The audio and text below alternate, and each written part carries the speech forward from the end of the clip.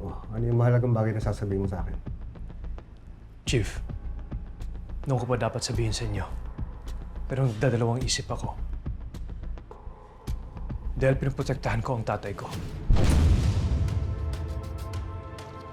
Maupo kayo.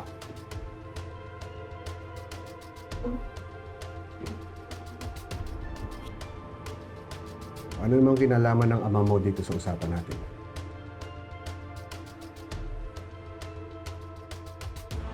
Pinoprotektahan niya ang isa sa pinakamalaking sindikato. Sa drugs at sa human trafficking.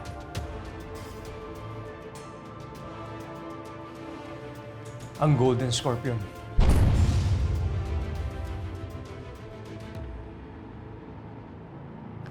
Chief, sila po ang hinahanap natin. Sila ang pumatay sa babaeng witness natin sa safe house. At sila din ang nasa likod ng Palanga Massacre. Sila din ang umatake sa pamilya ni Joanne. Sandali pa eh. Sigurado ka ba dito sa sinasabi mo?